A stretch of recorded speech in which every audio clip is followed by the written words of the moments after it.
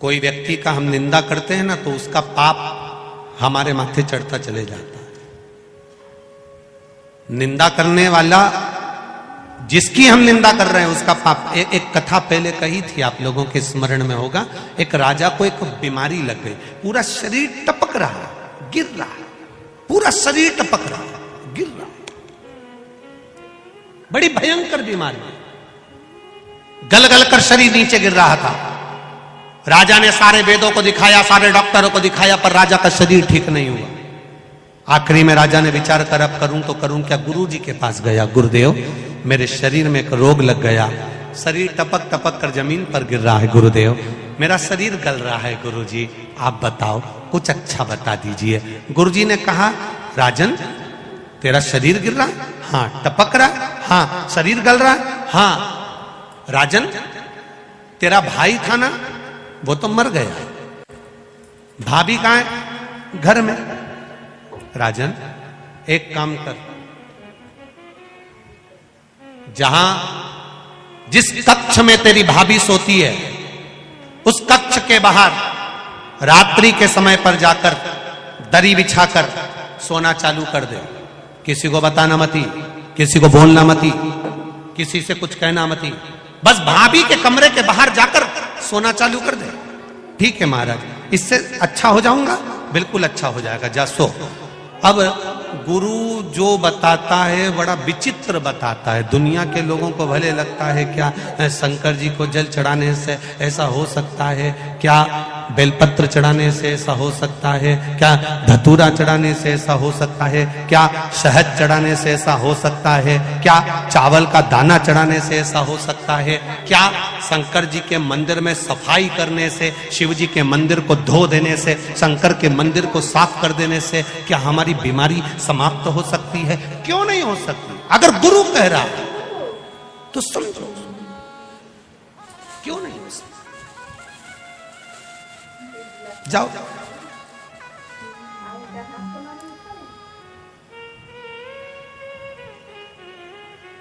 अब भाभी के कमरे के बाहर राजा सोने लगा। 15 दिन निकले, 16वें दिन एक दासी ने, एक नौकरानी ने, एक सेविका ने देख लिया। उसने दूसरी दासी से कहा, वो राजा कितना खोड़ला है, भाभी के कमरे में जाके सोता है, बेचारे उसका पति मर गया, उसके कमरे में जाकर सोता है। भाई मर गया और राजा भाभी के कमरे में जाकर सो रहा है। एक दासी ने दूसरी से कहा, दूसरी ने तीसरी से कहा, तीसरी ने चौथी से कहा, चौथी ने पांचवी से कहा।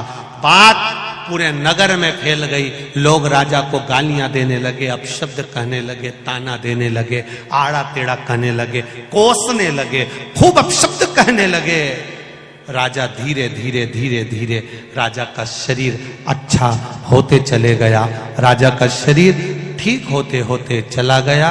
राजा एक नारियल लेकर, श्रीफल लेकर गुरु जी के पास पहुंच गया। गुरु जी, किसी डॉक्टर की दवाई नहीं लगी, किसी वेद की औषधि नहीं लगी, केवल भाभी के कमरे के बाहर सोने से मेरी बीमारी ठीक हो गई।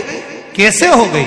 गुरु जी ने कहा, राजा तेरा पाप बहुत बढ़ गया था, उस पाप को समाप्त करने के लिए तेरी निंदा करवाना प्रारंभ करी, तेरी बुराई करवाना प्रारंभ करी। दुनिया के लोगों ने जब तुझे गाली देना चालू करा, अपशब्द कहना चालू करा, बुराई करना चालू करा, निंदा करना चालू करा, तो तेरा रोग, तेरी बीमारी अपने आप समाप्त हो गई। तेरा रोग मिट गया, तेरी बीमारी समाप्त। तुम देखना, अपने अपने घरों में देखना, बहू का घुटना दुख है, बहू की कमर दुख है, बहू की पीठ दुख है, बहू का सिर दुख है, बहू का हाथ दुख है, बहू का पांव दुख है, और 70 साल 80 साल की डोकरी का कुछ नहीं दुख है।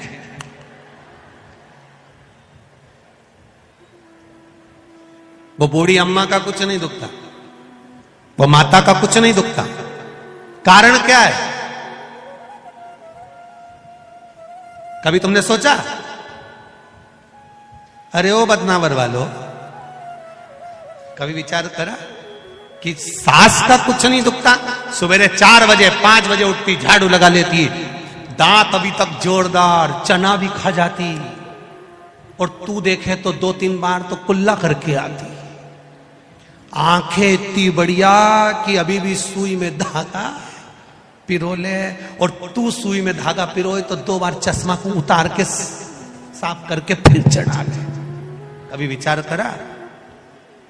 सुबह 4 बजे से घर की बुजुर्ग मां काम में लग जाती है। 4 बजे से गोबर, झाड़ू, बर्तन, ये वो करते करते करते करते सवेरे जल्दी नहा नुआ के मंदिर जाके फिर आके काम में लग जाए।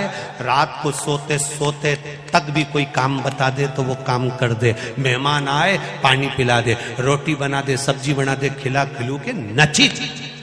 और तेरे शरीर में कष्ट, बहू का हाथ दुखे, पांव दुखे, सिर दुखे, कमर दुखे। कभी विचार करा कि बूढ़ी माँ को कुछ नहीं होता और तुझे क्यों होता? उसका कारण केवल एक ही है, घर की बहू मायके में जाकर सास की इतनी बुराई करती, इतनी बुराई करती, इतनी बुराई करती कि सास एकदम जोरदार होती चली जाती है।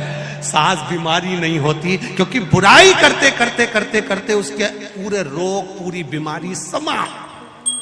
इसलिए सास होन आज भी एकदम ओल्ड इज गोल्ड, आज भी जोरदार।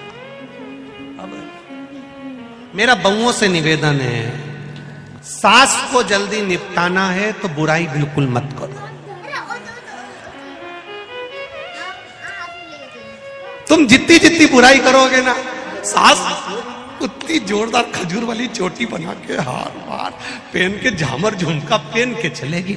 और तुम बुराई करना बंद कर दोगे तो सास भी धीरे धीरे धीरे धीरे धीरे धीरे फिर पलंग पे मिलेगी। अगर तुम जितनी बुराई करोगे उतनी वो रसोई घर में मिलेगी।